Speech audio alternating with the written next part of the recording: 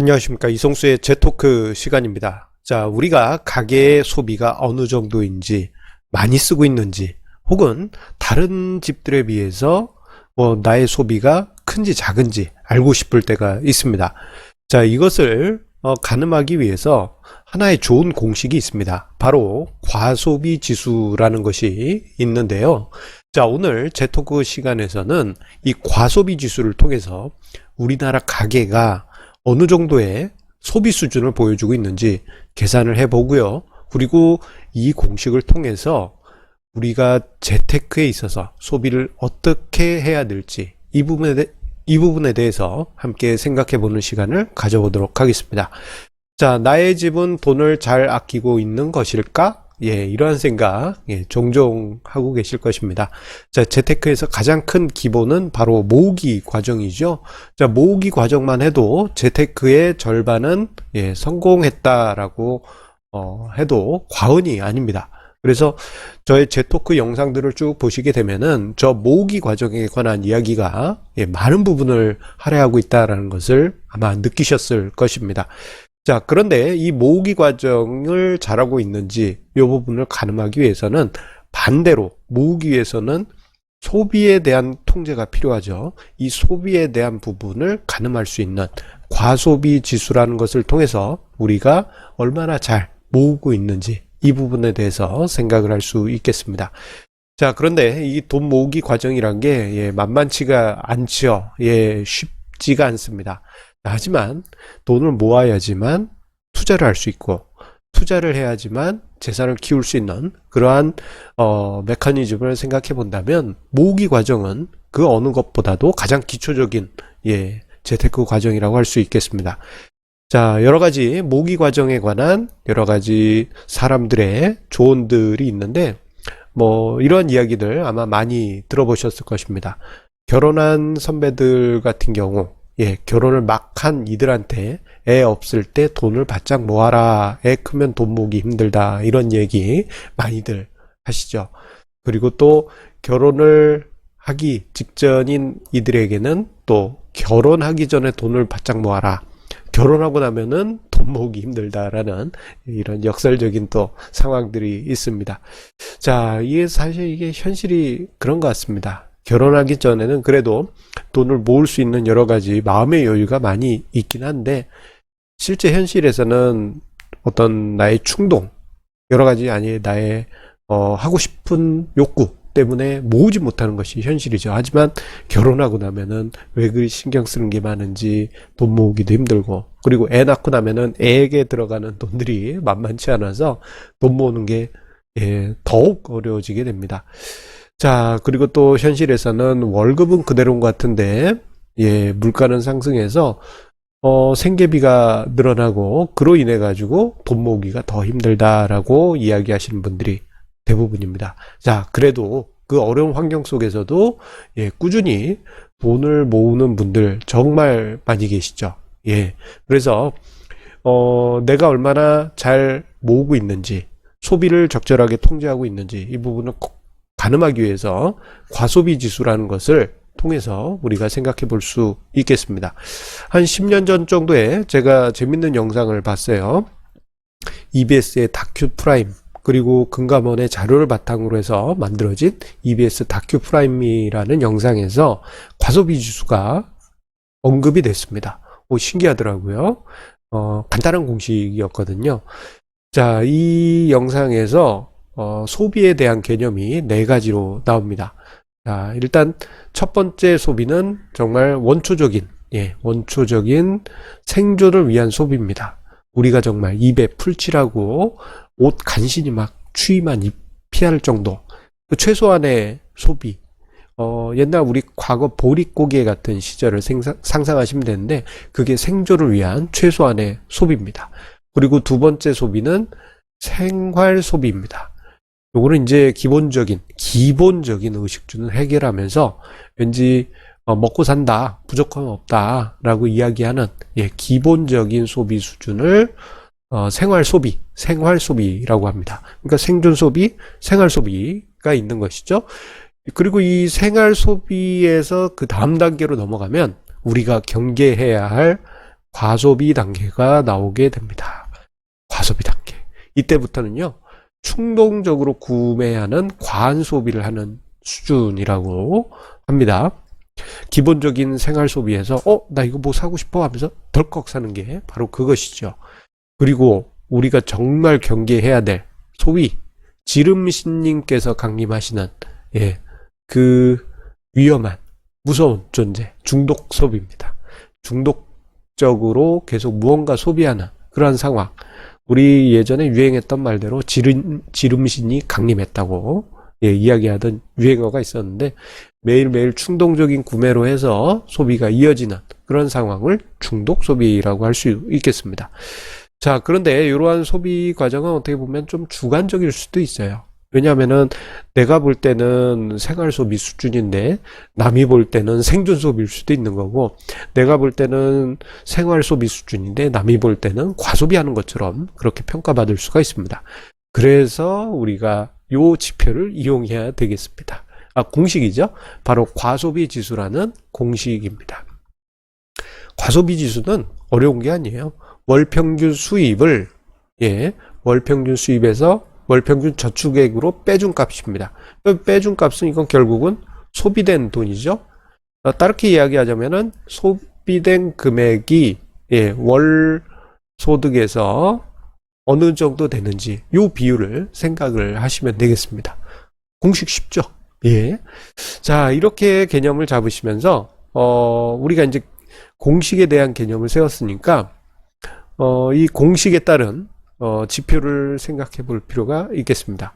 이 수치가 어느 정도 나오면 이게 과소비인지 아닌지 그것을 평가해야 될 거 아닙니까? 자, 그래서 하나하나 이야기를 드리면요. 일단 과소비 지수가 1일 때입니다. 과소비 지수 1. 이거는 소비 나누기 월소득. 요 공식이 1이 나왔다라는 것은 월소득을 다 썼을 때 1이 나오잖아요. 그러면 한 달 버는 거 다 쓴다는 얘기입니다. 모으지도 않고. 가끔씩 저 과소비 지수가 1을 훨씬 넘어가신 분들도 있어요. 그분들은 빚내서 소비하는 분들이십니다. 자, 이거는 재정적 파탄 상태로 간다라고 합니다. 벌은 돈 다 쓰는데 버틸 수죠 없죠. 어느 순간 되면은 모든 돈을 다 쓰고 모은 돈이 땡전 한 푼 없는 그런 상황에 빠지게 됩니다. 자, 이 상황 여러분들 이해하실 수 있을 것입니다. 자, 그리고 0.7 수준인 경우에는 과소비 상태입니다. 앞서 언급드릴 때 소비의 단계가 생존소비, 생활소비, 과소비, 그리고 지름신 가용림, 이렇게 네 가지 단계가 있었는데, 자, 세 번째였던 과소비 단계가 과소비 지수 0.7일 때 과소비 상태라고 할 수 있겠습니다. 자, 이 정도 될 경우에는요, 제법 많이 소비하는 수준이신데, 생각외로 많은 가정에서 이 정도 수준의 소비를 하시는 경우가 많이 있습니다. 자, 그나마 위안이 되는 것은 수입의 30% 수준은 모으고 있다고는 하지만 이게 미미하죠. 예를 들어서 어떤 가게가 400만 원을 한 달에 번다. 근데 그 중에 70%는 소비했다. 그러면 280만 원을 쓴 거잖아요. 그리고 120만 원만 모아서 저금을 하든 아니면은 적금을 하든 다른 금융상품을 투자하든 30% 120만 원만 하는 건데, 그럴 경우에는 장기적으로 모을 수 있는 금액이 한정될 수밖에 없습니다. 자, 그래서 0.7 상태는 과소비 상태다. 그렇게 평가할 수 있겠습니다. 자, 그리고 0.6 수준에서는요, 적정한 소비 상태입니다. 0.6. 적정한 소비. 요 정도면은 쏘쏘합니다. 소득의 40%는 모아가는 수준이기 때문에 0.6 정도의 수준에서는 부담 없는 잘 그런 대로 잘 모으고 있다. 그렇게 평가할 수 있겠어요. 자, 그리고 이 과소비 지수에서 이야기할 때 아까 지름신 강림 해가지고 이제 파산지경 과소비 지수 1 이상일 때였었는데, 과소비 지수가 0.5 언더인 경우가 있습니다. 이거는 이제 구두쇠, 거의 스크루지 수준입니다. 내가 20대 때 별명이 성수루지였습니다. 정말 돈 안 썼어요. 자, 그런데 은근히 저렇게까지 모으시는 분들 많이 계세요. 0.5 수준에서 모으시는 분들도 많이 있지만 사회 초년생 같은 경우에는 뭐 부모님 집에서 기거하는 경우가 많이 있기 때문에 과소비 지수가 0.1에서 0.2라는 와, 이거 뭐 엄청난 과소비 지수, 진짜 돈을 안 쓰는 수치를 보여주는 경우가 있습니다. 이런 경우에는 정말 미래에 큰 부를 이룰 수 있는 엄청난 잠재력을 가진 분이라고 할 수 있겠고, 지금 그림처럼 지갑을 꽁꽁꽁 싸맨 그런 분들이라고 그렇게 이야기할 수 있겠습니다. 아마 제 영상을 보시는 분들 중에 0.1 내지 0.2 기록하신 분도 분명 계시리라 생각이 됩니다.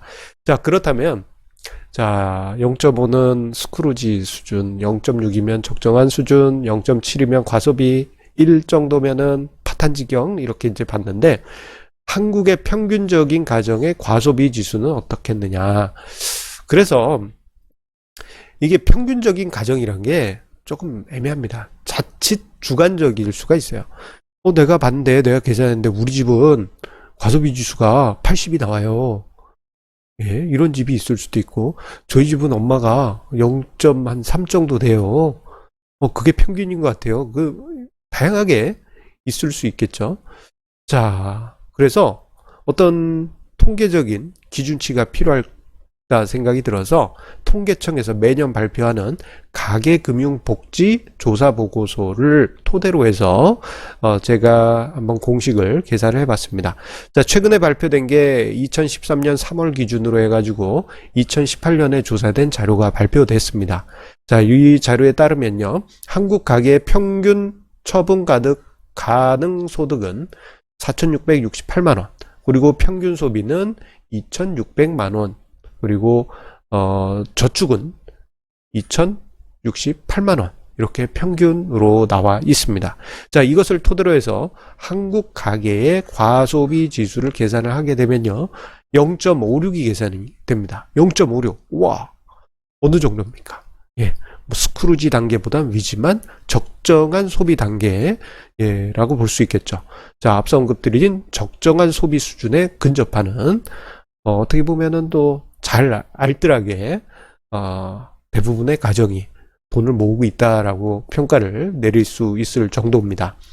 자, 일반적으로 사람들이 생각할 때 과소비 지수가 우리나라 평균 가계면 한 0.7 정도가 아닐까, 이렇게 생각하실 수도 있어요. 일반적으로 보면은 뭐 우리 월 소득 벌어가지고 남는 거 없어, 이렇게 이야기하신 분들도 많고, 그러니까 과소비 지수가 0.7 정도 혹은 그 이상 아닐까 라고 생각하시지만 평균치는 0.56입니다.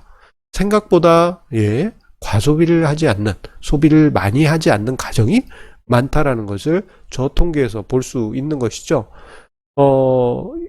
이게 좀 의아하실 수도 있어요. 그런데 사람들의 뭐랄까, 이 태도가 이런 게 있습니다. 자, 말로는 은근히 힘든 척하고, 나 우리 집 이것저것 빼고 났더니 남는 거 없어, 뭐 이렇게 소비가 많이 하는 것처럼 이야기를 하지만, 실제 정말 아등바등 모아서 과소비 지수가 0.5 미만인 가구들이 은근히 많습니다.